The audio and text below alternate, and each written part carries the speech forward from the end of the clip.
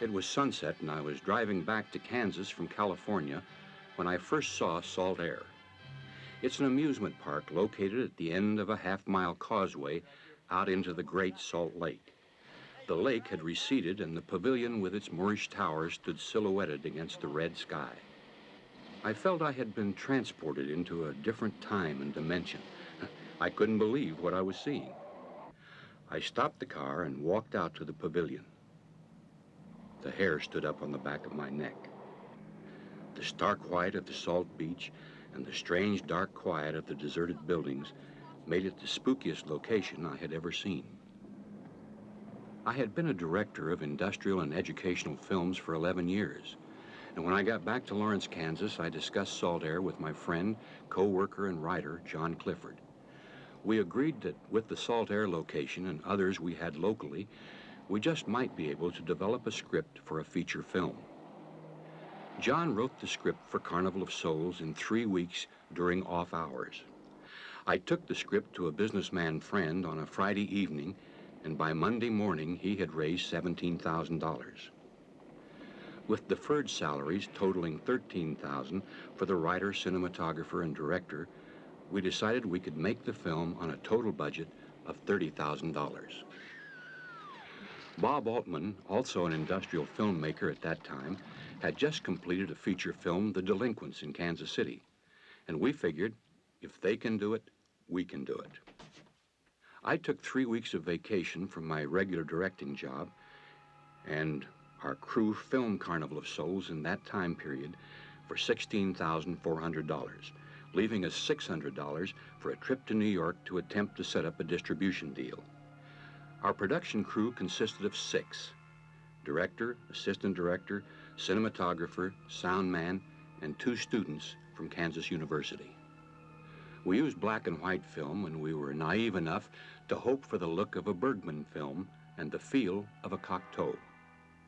We wanted a special look in Mary Henry, the lead character in Carnival of Souls. Sidney Berger, who was to play the part of John Linden in the film, was a graduate student in theater at Kansas University and was planning a trip to New York. It was agreed that he would cast the lead for us since we didn't have funds for making the trip ourselves. He contacted an agent and ended up selecting Candace Hillegas, who at that time was an acting student along with Marilyn Monroe and Roy Scheider in Lee Strasberg's acting class. When Candace got off the plane in Kansas City, I thought Sidney Berger had done us in. She looked and dressed like a flower child of the 60s, and she was very quiet and projected zilch. All that night, I agonized over how I was to tell her she wasn't right for the part. But the next morning, she was to read for us, and when she came in, her hair and features sparkled. She projected coolness and confusion. She was an actress, and she was Mary Henry. This is the scene where the car goes through the bridge after the drag race with the boys. In arranging to do the bridge scene, I talked to 2 counties here in Kansas, Douglas and Jefferson County. Douglas County agreed that, yes, they would let me use the bridge if I could get Jefferson's permission. So I went to Jefferson County and said Douglas had agreed. Would they agree? They said yes, and as a result, we got to film. The only contingent being that we had to get the car that went into the river back out, and also we had to pay for repairs to the bridge. We were very fortunate. The first time we filmed the scene of going through the bridge, everything worked fine. The car went into the river. We retrieved the car, the first attempt that was made to hook it. In a matter of a half hour after the scene, the car was back out of the river. An interesting point there, when they hauled the car off with the wrecker, the sound man went over and took 2 of the mannequins that were in the car and put their heads out the back of the trunk, and I've often wondered what motorists thought of the car driving down the highway with 2 heads sticking out of the tail. When we left, they were repairing the bridge, and I could see signs there were 6 by 12 timbers, that sort of thing, to be replaced, and I could see that there might be a considerable bill. When I did receive the bill from the county, it was for $12.50. However, I did go back a few days later to look, and at that time I noticed that I had not seen before a 6-inch gas line that ran parallel all the way along the bridge. If the car, when it went over, had hooked or come back 6 inches or so under the bridge, it would have hooked that gas line, and we would really have had trouble. Are you all right? How'd you get out? Yeah, put this on. We better get you back to town. What about the other girls? I don't remember.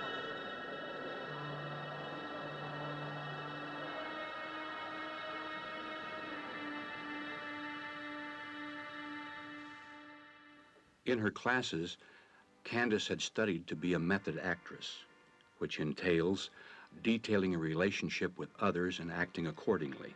However, in the part of Mary Henry, she's really not supposed to relate to people. And so this was a real problem right from the start. However, she was very easy to communicate with. She was excellent to work with and projected exactly what John and I wanted in the part of Mary Henry. Independent filmmakers in the 1960s required total dedication to the project by cast and crew. There were no dressing room facilities, catered food, makeup people, stand-ins, special effects, and stunt crews. We made do with what we had, and we had to accept what we got. No retakes. We filmed basically at a ratio of 3-to-1 on Carnival of Souls. The scenes of the organ factory were filmed at the Reuter Organ Company. They put up their large demonstration organs to see how they work, and at that time they had a large organ set up, so we filmed it. And I think it adds a great deal to the Gothic look of the film. Writer John Clifford. Herk Harvey described to me a strange outdoor ballroom he had seen rotting on the shores of the Great Salt Lake.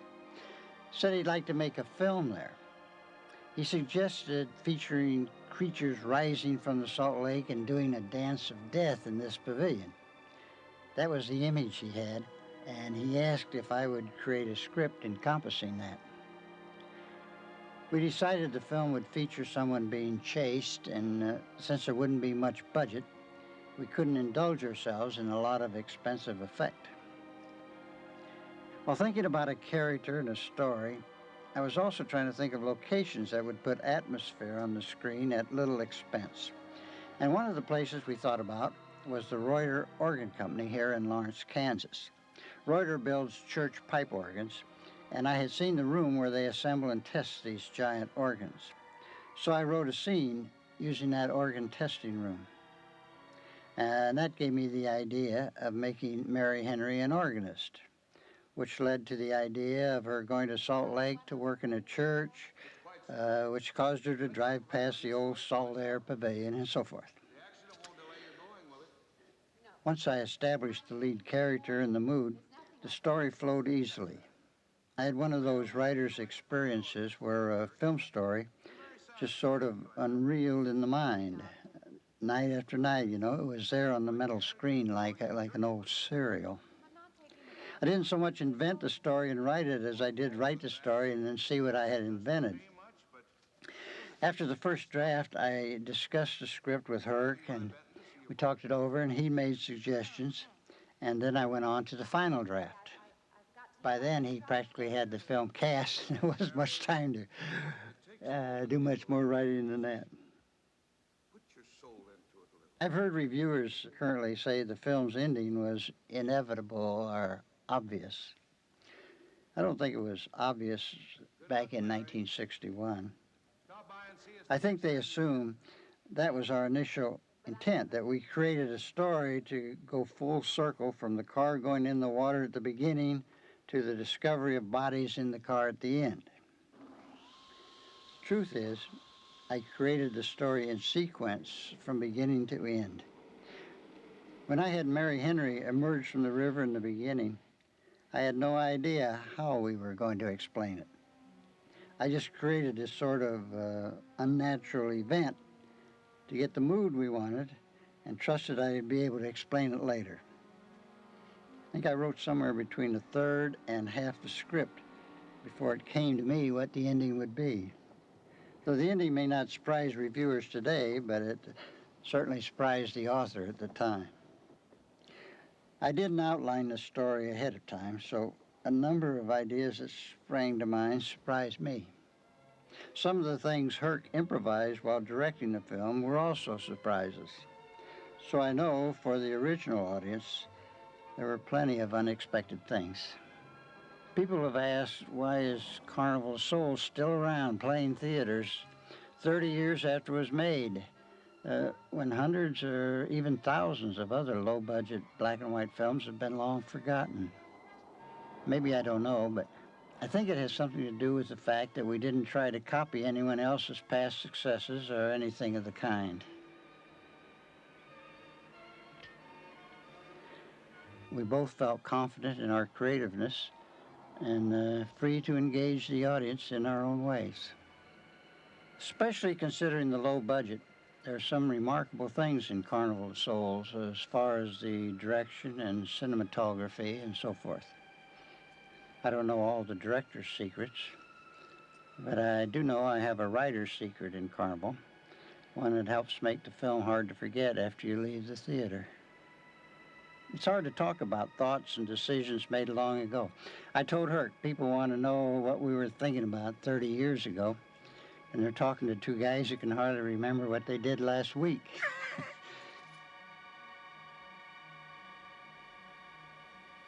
You know, back when you approached me to write the script, you were already a film director, but I had never written a screenplay.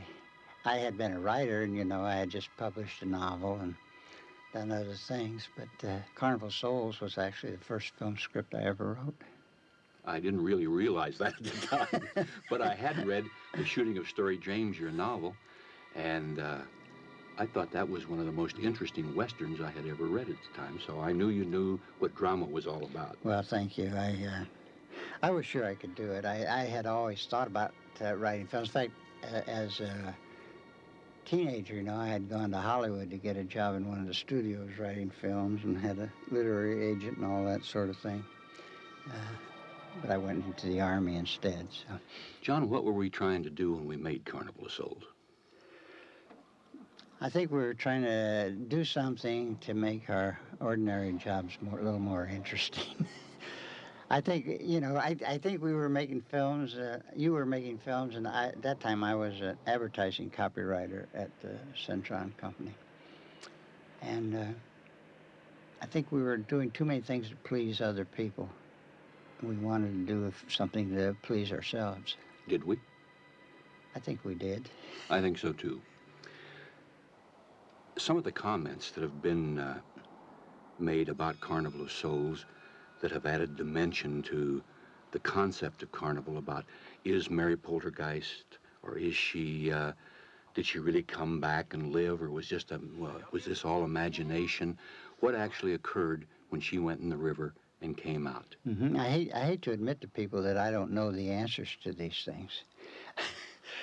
I think the wonderful thing about it is that people can supply their own interpretations. Well, you know, when I was directing it, I came up against this, you know, just in talking to Mary Henry about her part. Candace was asking, you know, really, what am I? Am I alive, or what am I? And at the time, I simply said, in your own mind, you are. Because I think she goes straight forward as though she doesn't know how it happened. Yes. But she is alive. She would but have now, to do in what that. plane she's alive, who knows? The thing about it is that a writer can explain anything. I mean, if you think about it, you can think up an explanation for it. But I don't think the explanation is always a good addition. Well, the thing I reflect on that is that in our day-to-day life, a lot of things happen that we don't understand. That's And right. we haven't got a critic beside us saying, what really happened was this, and what you think is this. And I think the same thing is very important to keep in a film, to keep the audience a little bit. You've heard me speculate before that young people who are going out into life, I think, have this strong feeling that they are going to have no control over it, that they don't know really what's going to happen in the adult world. They may not admit it, but they don't know what they're getting into. And I think that's something about this girl's dilemma appeals to them in that way, because the world for her is just as bad as their worst imaginings. She has no control. She doesn't know what's happening to her. Forces are engulfing her. And so I think it taps a very basic fear, especially in young people. Okay, I played the part of the man in the film. Mm-hmm. What am I? I don't know. I refuse to answer these things as a writer. I mean, what did you think you were?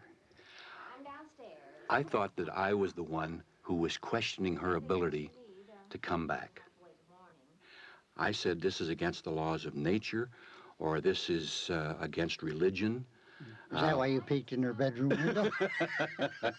I don't know why I did that. Well, that's because the writer said to.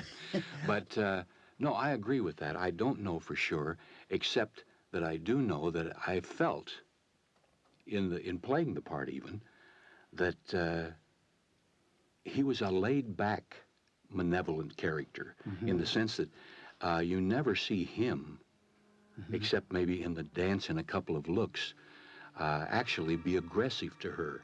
Like many of the horror shows today, have a lot of actual physical horror in it. And in Carnival of Souls, I think one of the main attractions is that it's implied horror throughout. He's an unexplainable threat, isn't he? Which is true of a lot of our characters. I mean, right. A lot of the things that we worry about as kids and adults, from dreams to real life, are things we don't understand. Right. When you have a nightmare and these creatures are chasing you, you can't identify them. And some of those creatures exist in the daytime, too. That's right. As they did for her. I don't know whether I could write a film like that now that I'm much older. Well, I think, of course, that the independent filmmaking idea is very important because I think, just like you were saying, lots of times people have a terrific desire to express themselves. And yet, with the costs as they are today and as they were then comparatively, it's very, very difficult to do this. And so as a result, a lot of people who want to tell stories that are maybe different from the Hollywood variety never get a chance to do so. Or if they do, they get gobbled up by a distribution company that either doesn't do the decent job, or they never receive the funds for it, or whatever happens. That is a shame. And I think it's only when that sort of thing is corrected and there is an avenue for that kind of production will those people ever get a chance to produce. I think that's probably true in many fields today where everything is so expensive. Publication is so expensive. Magazines are so expensive. And films are so terribly expensive. It's very hard to indulge the artist. No one has room for the person who wants to make a film that's going to appeal to a few dozen possible people, or a few hundred, or a few thousand. John, we recently had a reunion of the cast and crew in Carnival of Souls. It was real interesting to me to see all those people after 30 years and to see how none of us have changed one bit. No, especially me. Candace is now living in Beverly Hills and writing, and Sidney Berger is now the head of the theater department at Houston University. Art Ellison is now in his 90s and living in Kansas City. He's the one who played the part of the minister. Right. And Stan Levitt is now still living in Kansas City, and he and his wife both acting. Many of the crew members are still active in the profession, doing their things, and Ray Zabadi, the assistant director, is, of course, one of the most prolific directors in Hollywood now in television films, and has been for some time. Almost everyone showed up except Maurice Prather, the cinematographer, who I think did an excellent job, by the way. Yes, he did. I think the photography in Carnival of Souls is definitely one of the strongest features of the film. The Gothic look they talk about comes about a lot because of the lighting style and the camera framing and just general approach to what you did. It looks especially good on the big screen when you... It does. Yeah, I don't think television always does some of that cinematography justice. Right. But also, it's interesting to me that in an independent film, the way a crew works together, because everybody has to do everything, and I can remember in the pavilion deciding we needed a long shot from up high, and Maurice Prather said, you know, I can't climb up there, and Reza grabbed the camera and said, where do you want it from, and was up there in a matter of minutes and shot it. You ever get tired of being asked to explain all these things in Carnival of Souls? I mean, you know that you ad-libbed and improvised some things on the spur of the moment. You did them because they just seemed right at the time or the opportunity was there. Sometimes I think we shouldn't explain anything. We should just tell them to see the film. That's probably true, because sometimes it's like a husband and wife, you know too much. Right. Enchantment tends to disappear. That's right. That's right. This used to be quite a place. It's been deserted for a long time now. Will you take me in? My goodness, no. It isn't safe out there anymore. That's why they put up this barrier. It'd be very easy to step around it. What attraction could there be for you out there? I'm not sure. I'm a reasonable person. I don't know. Maybe I want to satisfy myself that the place is nothing more than it appears to be. Would you take me out there? No. The law has placed it off limits. Wouldn't be very seemly for a minister to break the law, would it? No. Maybe I can come back some other time. Shall we go along now?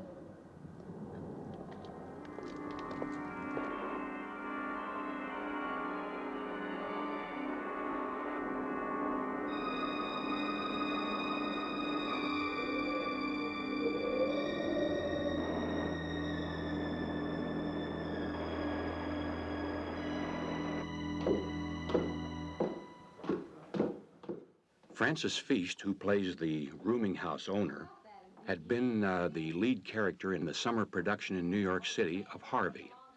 She's an excellent actress and I think projects a very good character in the part of the landlady in the film. Art Ellison, the minister, and Stan Levitt, the doctor, are both commercial actors in Kansas City. In the film, we have between 150 and 200 extras, and those people are picked up at location and in locations wherever we may happen to be. We started our production in Lawrence, Kansas, in the rooming house where we had the scenes between Mary Henry and John Linden. Our first day of shooting started at 2 p.m. in the afternoon and ended the next morning at 8 a.m. During that time, we shot the bathroom scenes, the bedroom scenes, the hall scenes.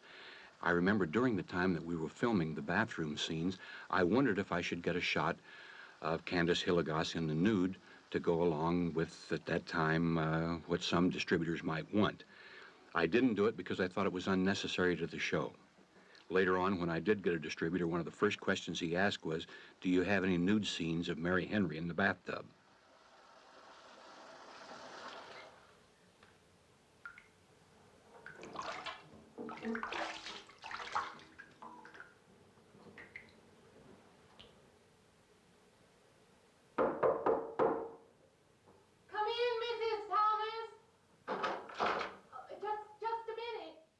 The scenes that we filmed on that first day actually offer comic relief for the rest of the film.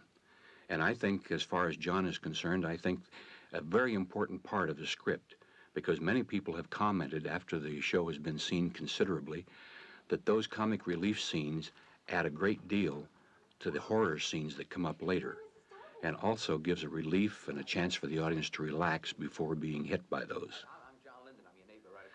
Sidney Berger, who played John Linden, the roomer across the hall from her, was a graduate student in theater at Kansas University. Sidney had an interesting story to tell me after we filmed those scenes in the rooms in the rooming house. When he was peering through the door while Mary Henry was taking off her clothes, the eye I had him looking through the doorway with is a false eye, and actually he couldn't see anything with it. And I didn't find that out until afterwards, but the strange look in the eye really comes across as far as the film is concerned. Yeah, I know. I heard you tell Mrs. Thomas you haven't ate anything yet, huh? Well, yeah, I just thought, being neighborly and all, I haven't eaten anything either.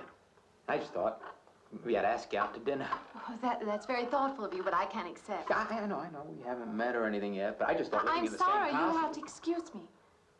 Look, there's a real nice restaurant, right down the street, and I just thought, well, I'm just kind of a guy who doesn't like to eat by himself. I've made arrangements to eat in my room tonight. Hey, if you change your mind, you just holler. Looks kind of lonesome in here. Good night, Mr. Linden.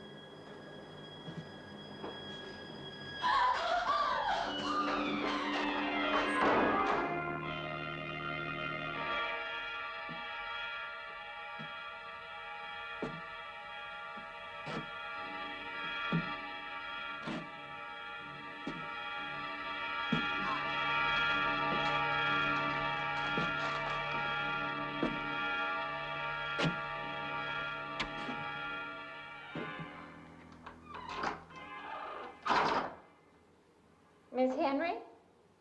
It's Miss Thomas.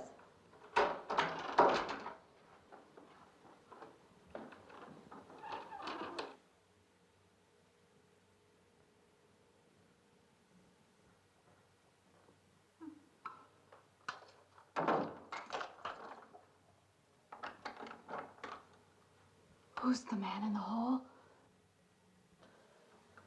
Me? Oh, you must mean Mr. Linden. He has the room across the hall. No, I mean the other one. There is no other. Me and you and Mr. Linden. Us three is all there is in this house. But you must have passed him out there. You're needing this food. Going without eating makes you jumpy sometimes. Maybe you heard the boards pop or something. These old houses creak worse than my knees. I didn't hear him, Mrs. Thomas. I saw him. Now, don't talk that way. I don't sleep so good as it is. It's these old houses.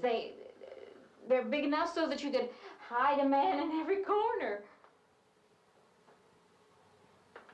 You just gotta not let your imagination run away with you. Are you going out there? Well, of course.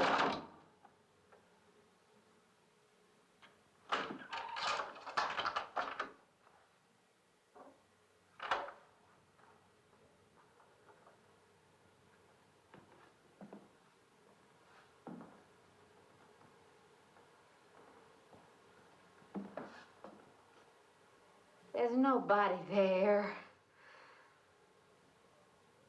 Now you just go and eat that sandwich I made for you. Don't drink the coffee. If coffee keeps you awake, It won't. Coffee never keeps me awake.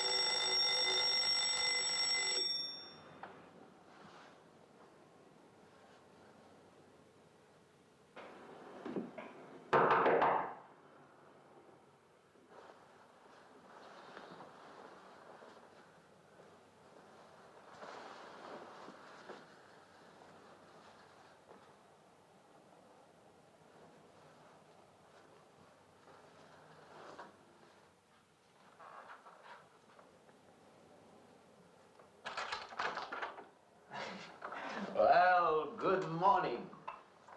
I heard your alarm. I knew you'd be up. Guess what I got? I can't imagine. Just what it takes to start the day off right. I make it in my room. You know, it saves me having to go out and get dressed up. I guess I had to get dressed to come over here anyway. Oh, it looks just like what I need. Well, and 2 cups of coffee coming up. Say, I guess you took her on last night about me coming to your door and all, huh? I'm not a very sociable person ordinarily. How can I resist an inducement like this? What? Come on, I don't know all those big words. I'm just an ordinary guy who works in a warehouse, that's all. I make pretty good money, though. Hey, look, I got a couple of shots left over from last night. You want a little bit in yours? No, thanks. It's not the recommended breakfast for a church organist. Oh, is that what you do? Hey, you mean they pay somebody to play the organ in church? Some churches do. Hey, I hope you don't mind about this. I just didn't know you're a church woman. To me, a church is just a place of business. Well, that's a funny way to look at it. Why? People seem shocked because I took a job in a church, and I regard it simply as a job. I'm a professional organist, and I play for pay, that's all. Thinking like that, don't that give you nightmares? Strange you should say that. As a matter of fact, not for that reason, mind you, but I had the strangest feeling last night. Yeah, I had kind of a lost night myself. It's funny. The world is so different in the daylight. But in the dark, your fantasies get so out of hand. But in the daylight, everything falls back into place again. Let's have no more nights. Or let's make them more interesting, huh? Say, how'd you get to be a church organist? I studied it in college. I could have gone to college. Yeah, I used to play pretty good football, but they wanted me to take a lot of classes and things, you know? Well, they're that way. Well, I'm just as smart as the next guy. Yeah, but I just didn't dig what they were teaching in school, you know? And the thing I hated most was principal products. Principal products? Yeah, you know, like the principal products of Brazil are... coffee, beans, snake oil, you know, like that. Yeah. When I was at school, I couldn't care less. Now, what I cared about was girls. Didn't they offer a course in that? If they would have done that, I would have graduated. What's the matter? Can you still taste the coffee? Come on, what do you think, I'm an alcoholic? Look, I just like to start the day off in a good mood, that's all. You must be hilarious by noon. Look, I'm just the kind of a guy employers want, you know, the happy worker. Come on, now, make your morning happier? This morning, you're exactly what I needed.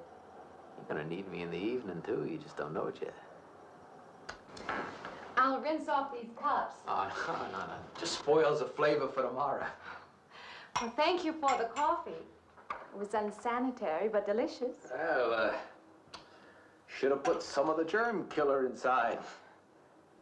Well, I hate to leave so early. I think you can get through the door.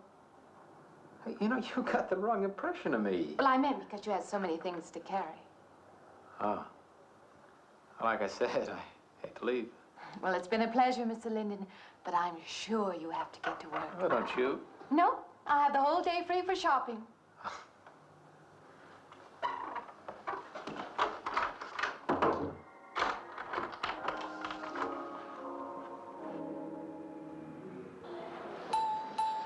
Does the hem hang right and back? We might change the hemline a little.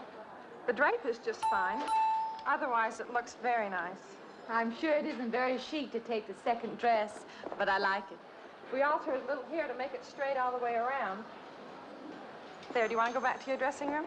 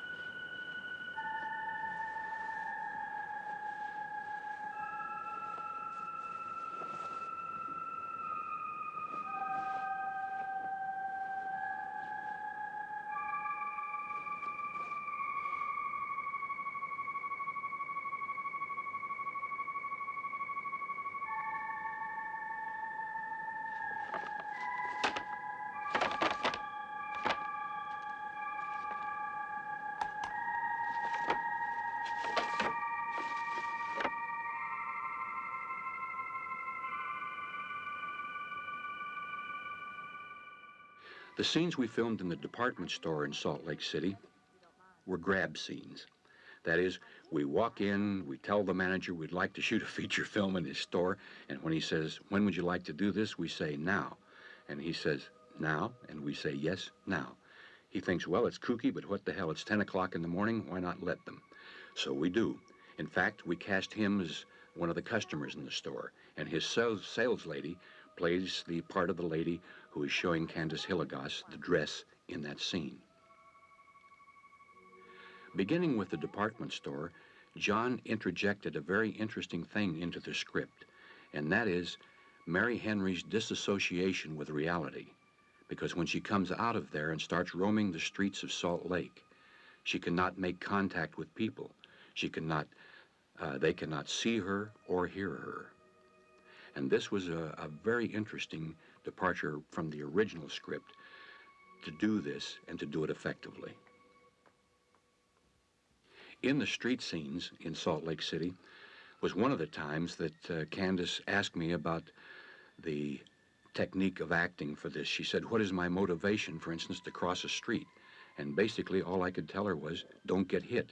Because what we wanted to do it was during rush hour when she had to go across and actually dodge cars. We had no stuntman. It wasn't set up. She just had to do it.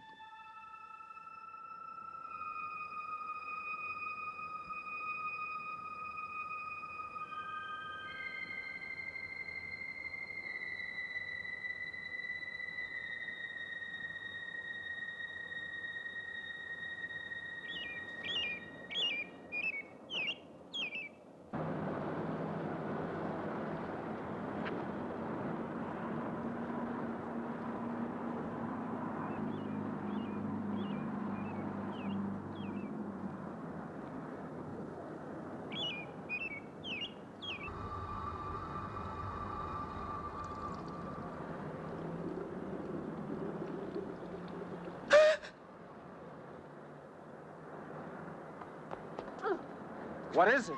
That man! I didn't mean any harm. I just stopped to get a drink. No. No. It was that man. That man. There was someone else there. That strange man was there. Now look, you've had a fright. Hysteria won't solve anything. Now control yourself. Look, I'm Dr. Samuels. My office is right across the street there. You've had a shock. If you would like my assistance, I'll be glad to offer it. Thank you. Could I come with you now? Certainly. I'll take her over to my office. We'll see that she's all right.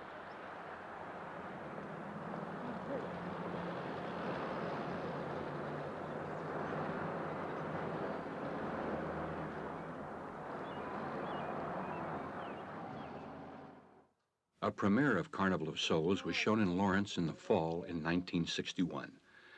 The audience reaction was mixed. The Bergman look and the Cocteau feel seemed a little far out for the time and place. We hoped to interest art theaters in showing our film. At that time, I took our first print to New York City and showed it to Embassy Distribution Company. But the distributors decided that since it wasn't made in Europe and was not foreign, it really didn't fit into their distribution pattern. We finally ended up with a distributor in California and high hopes for a return on our investment that would enable us to produce more films. At this time, I took a crew to South America to shoot 7 geography films. When I returned, I contacted the distributor. They said yes, they owed us money and they would send us a check. When their check arrived, it bounced and I knew we were in trouble. They were out of business. During its run, Carnival of Souls had shown primarily in the South in drive-ins as part of a double bill with The Devil's Messenger, a Lon Chaney Jr. film. Making the film had been very exciting. Distributing the film had been agonizing.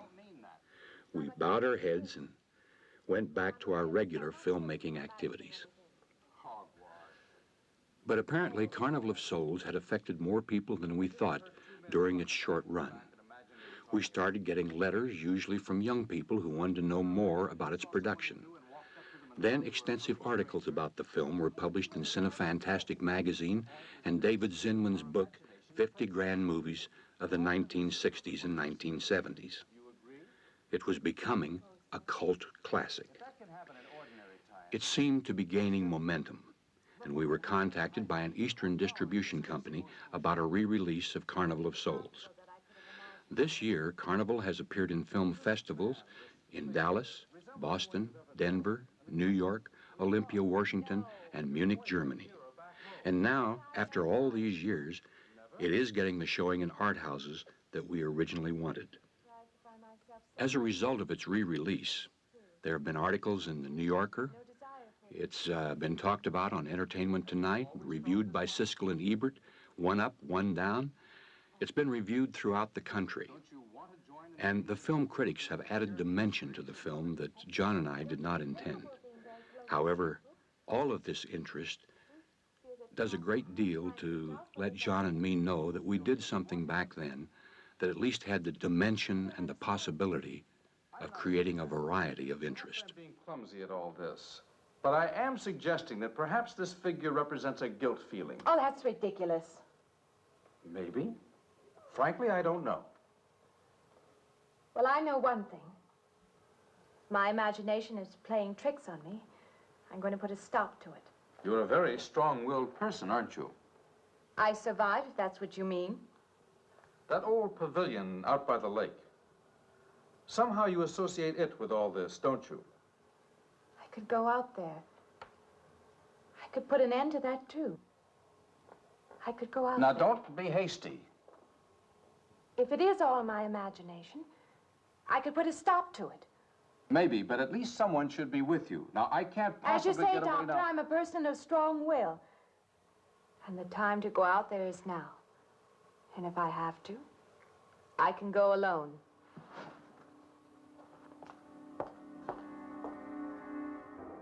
After the show was completed, we spent 3 weeks in editing.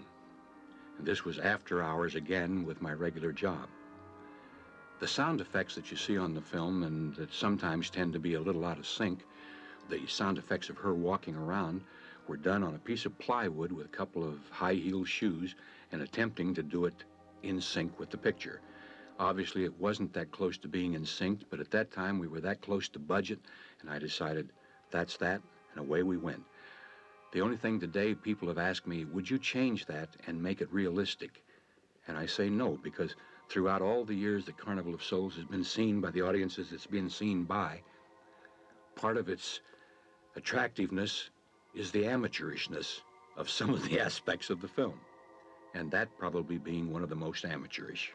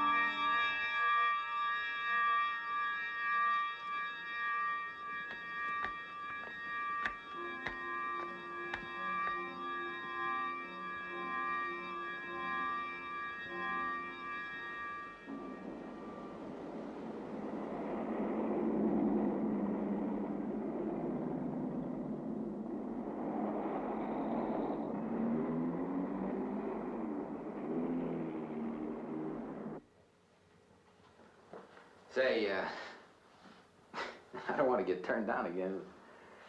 I was thinking asking you out to dinner. I stopped for a bite to eat on the way in. Anyway, I have to practice at the church this evening. Well, look, how's about if I took you up afterward and go someplace and dance or something? I'm sorry. I'm not much for dancing. Hey, you mind if I ask you a question? I won't know until I hear it. What, are you afraid of men? No, I'm not afraid of men. Well, you seem sort of cold. This morning when I brought you the coffee, friendly. This morning I needed company. Well, maybe you'll need company tonight. It's better than walking home alone. Yes, it is. I should be finished around 9. Will that be all right? That's okay by me. Say, I'll see you in church, huh?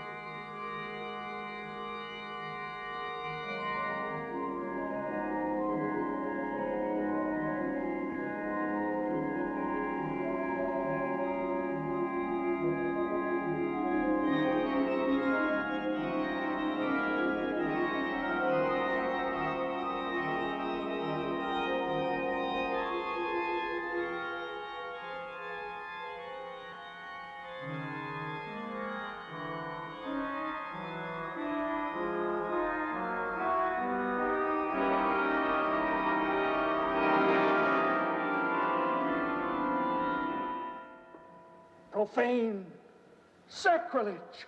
What are you playing in this church? Have you no respect? Do you feel no reverence? And I feel sorry for you and your lack of soul. This organ, the music of this church, these things have meaning and significance to us. I assume they did to you. But without this awareness, I'm afraid you cannot be our organist. In conscience, I must ask you to resign.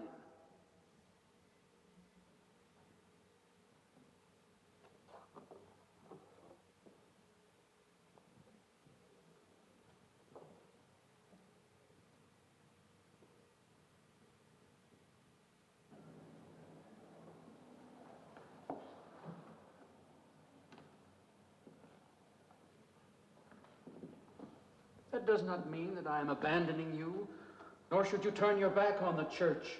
There is help here, and I urge you to accept it.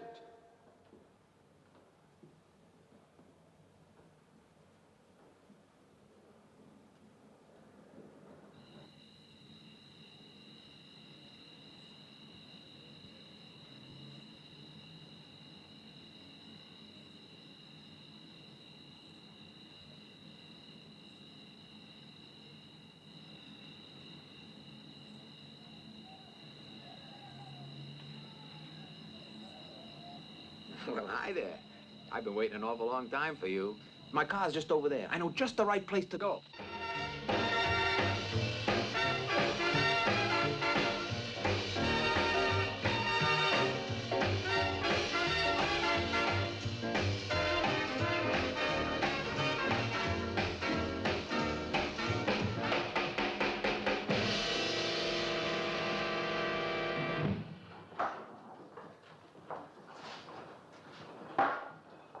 What's the matter? Don't you drink either? Not really. Not really. How else is there if you don't drink really? Answer me that. Now, me, I not only drink really, I really drink.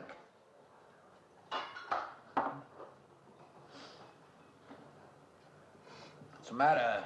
Do you like the music either? I like it fine. You don't like it. You don't like to dance, and you don't like to drink. You don't like for a man to hold you close. That's it, isn't it? I didn't say that. You haven't said anything all evening. Why not go play that song again? You like it so much.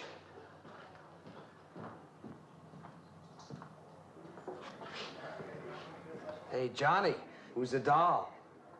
Nobody you know, chicken. Oh, come on now. You've been holding out on me. That's not the kind of pig you usually drag around. Hey, you quit licking your chops. She's out of your class. You want to bet? Lay off, huh? I got something on the stove there, man. Well, listen, I'll help you put it over. I don't want her to think I even know creeps like you. Good luck.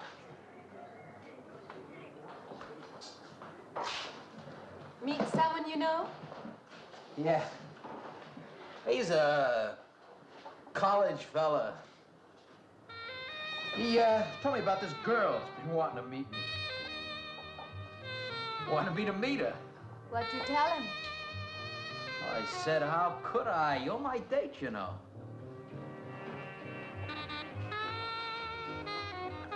He said you didn't seem to enjoy my company much. Oh, that's not true. I really appreciate you taking me out this evening. I'd had a miserable night if you hadn't. Forget it. Come on, here. Join the party. Drink up.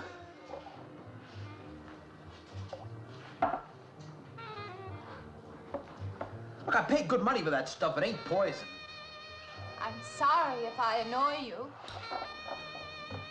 You know, I don't get you. First you stand me off. Well, that's okay. That's class. Figure you got something, you just hold 'em back. Now, everything I say is okay. You're a mouse. Yesterday, I didn't care.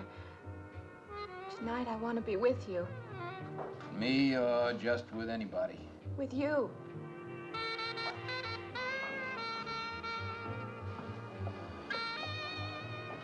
Why don't you thaw out, Look, maybe you want to be alone, huh? I'll leave you alone if that's what you want. I like being with you, really I do. I don't want to be alone tonight. I want to be near you.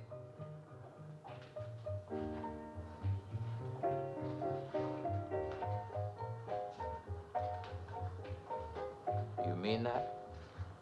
Yes.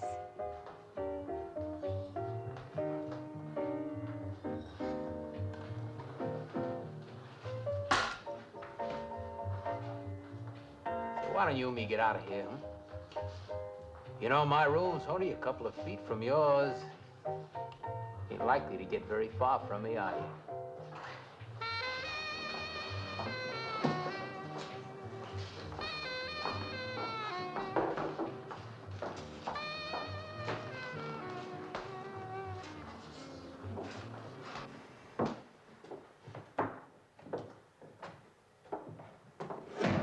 No, shh. We'll wake Mrs. Thomas. That old girl is in the back of the house. She won't hear nothing.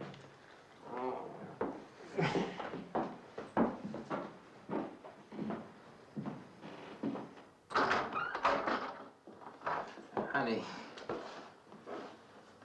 you don't want to go in there all by yourself, do you? It's dark and it's lonely in there. You don't have to be alone tonight. Just let me come in a while. Let me stay with you, huh? Look, you don't want to be alone, do you? No.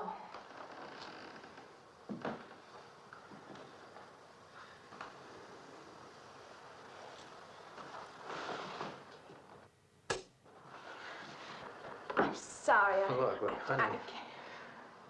You asked me in, you dislike me a little, huh?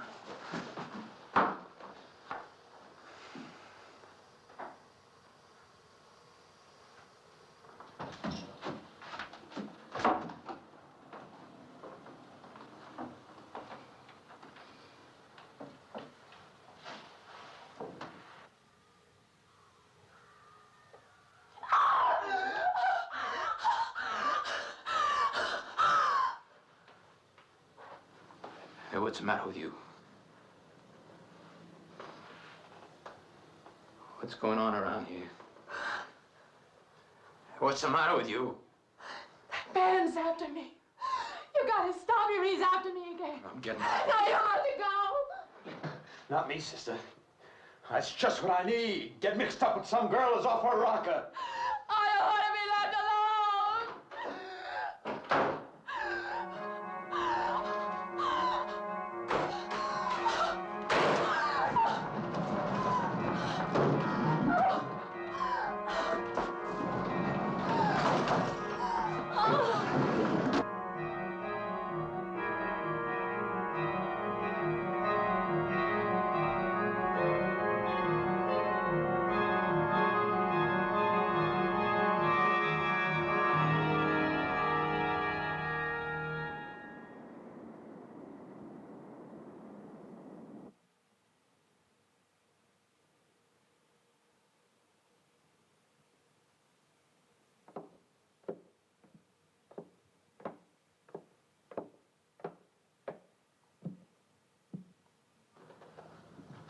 What'd you find out, Doctor? Not very much, I'm afraid. I'm sure glad you just happened around. I was gonna call somebody, but I was afraid I'd have to pay the bill. I came on purpose. I've been thinking about her ever since she left my office yesterday. What's she been up to? Only the devil knows that. I heard her moving things all around that room all night. Never heard such goings on. And she wouldn't let me in her room this morning. She's a strange one. She absolutely refuses my help. I can't say that I blame her. There's something about her that completely baffles me. I've urged her to call upon me if she feels she needs help, and I hope she will. I can't let her stay in this house. You won't have to worry about that. She's determined to leave the city, and she wants to get away as soon as possible. I hope she does leave. I hope she can.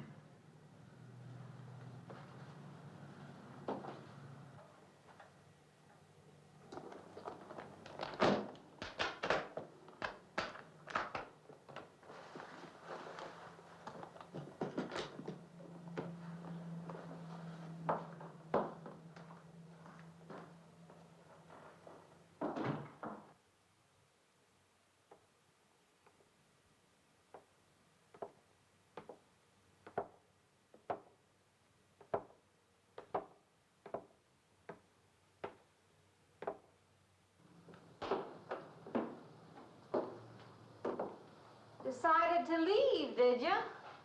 Where you going?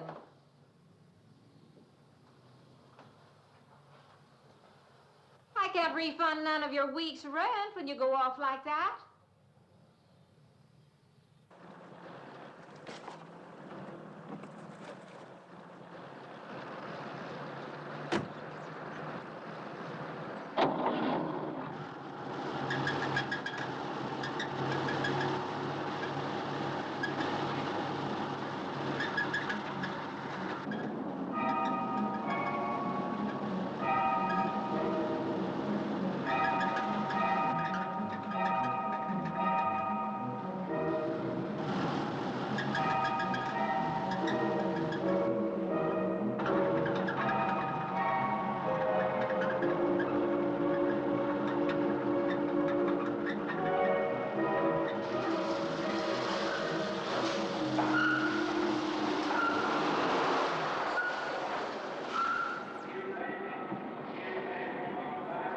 Sounds like your transmission. Can you pull it up on the rack?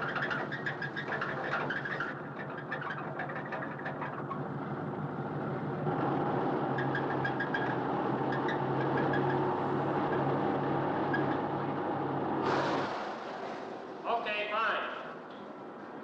Will it take long? Well, I have to check it first. Would you like to get out? May I just sit here? Sure. Suit yourself.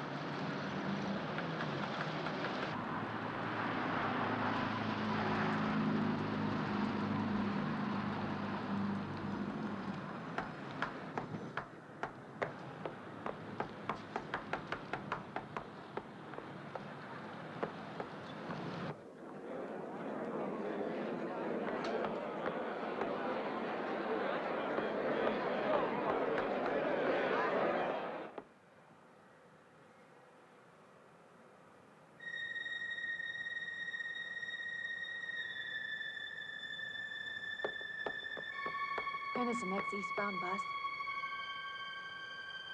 When does the next bus leave? I must get on it.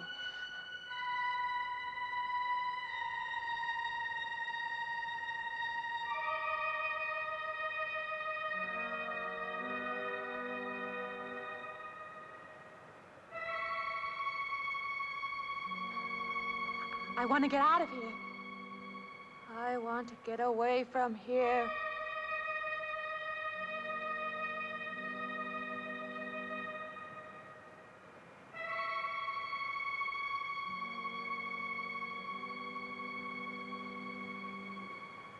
Eastbound bus, now loading, gate 9.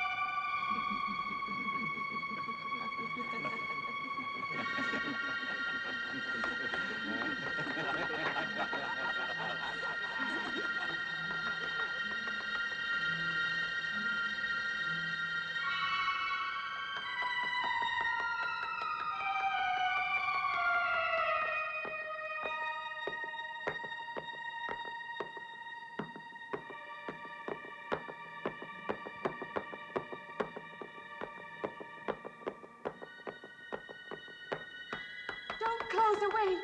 Wait. Let me in. You gotta let me in. I've got to get on that train. I've got to get away from here. Please. Please.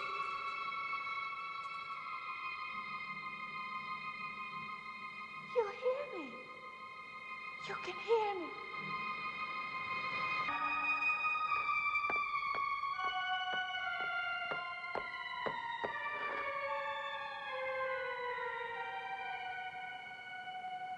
Why can't I hear anything?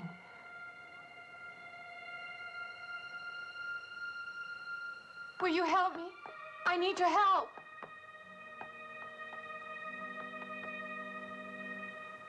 Just a moment, please.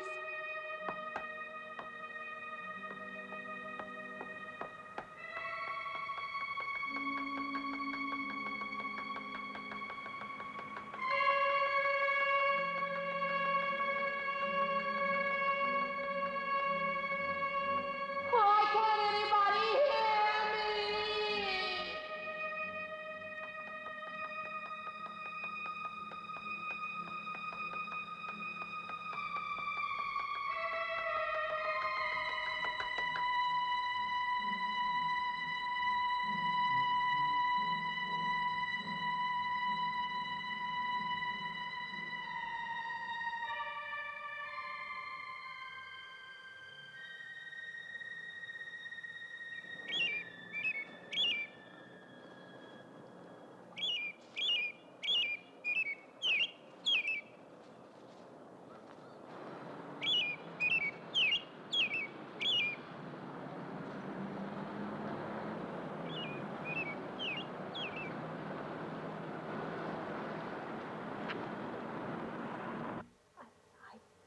Came to you, Doctor, because you're my last hope. If you don't help me, I'll have to go back there. He's trying to take me back somewhere. Doctor, you've got to tell me what to do.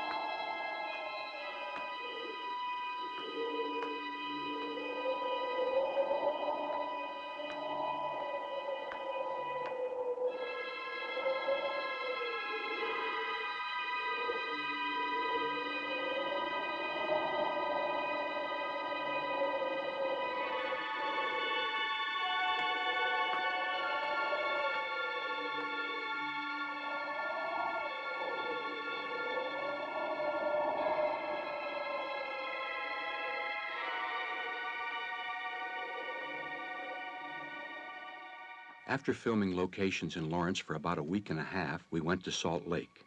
We started out with the salt air scenes. Salt air was definitely not a disappointment. It still, even in the daytime, was one of the spookiest locations I have ever seen. When we decided to do the Dance Macabre, we looked at the pavilion, and it was that time, and is, probably would still be today if it hadn't burned, the largest pavilion between New York and California. We didn't have enough lights to light it all, and we were very concerned about what it would look like. In talking to some people around Salt Air, I found there was an older electrician who used to work there who was still in Salt Lake. I contacted him. He came out and looked and said all of the lines from the main road to Salt Air had been taken down, but there might be some copper wires still in the building itself. So he put a new line in from the road, threw the switch, and all the lights in the pavilion came back on. All the decorations that you see in the Danse Macabre are actually like they were when the dance hall was left unattended.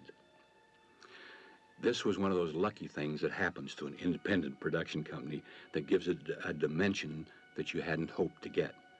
The dancers who appear in the Danse Macabre were from the university at Salt Lake, and I have an interesting little sidelight. At that particular time, I was making up for that particular night playing the man myself, which, by the way, I did for a matter of ego and economics. However, I was putting on my makeup, and two boys, apparently after school, were walking along, and as they did, I turned around and looked at them with my white face and dark clothes. They looked for a second and took off running, and I wonder today, of course, what those two boys thought. The night that we filmed the dance scene, when we turned on all the lights in the pavilion and all of our own lights, it caused an instant reaction all around the lake. People had not seen the lights on in Salt Air for several years, and now suddenly all the lights were on. They were calling the police department, and in a matter of moments, there were police cars out wondering what was going on in Salt Air. When we explained it, they said, great. They would tell everybody, and again, it worked out fine.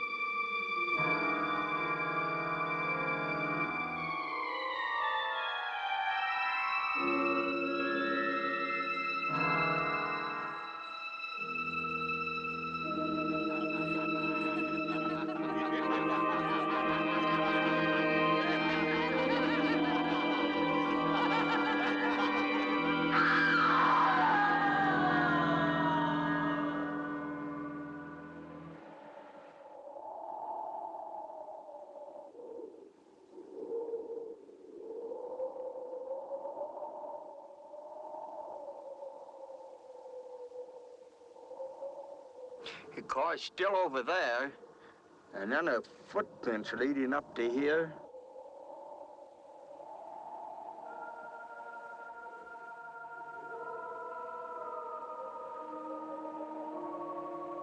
And then nothing.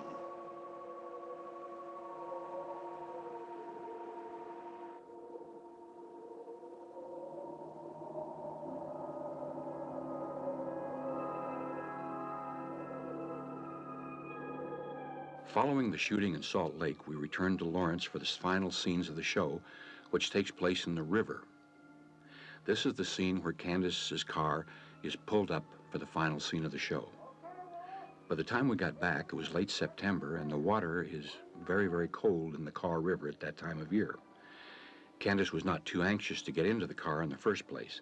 The other two girls, being aspiring actresses, said sure they'd do it, and were in a matter of minutes. Finally, I had to drag Candace into the car, pull her down into the water, and leave her, hoping she'd stay. She did long enough for us to get the scenes, although I think the officer who was watching us film at the time had to leave because he figured he was either going to have to arrest me for maltreatment of an actress or leave, and I'm thankful that he left. Cut.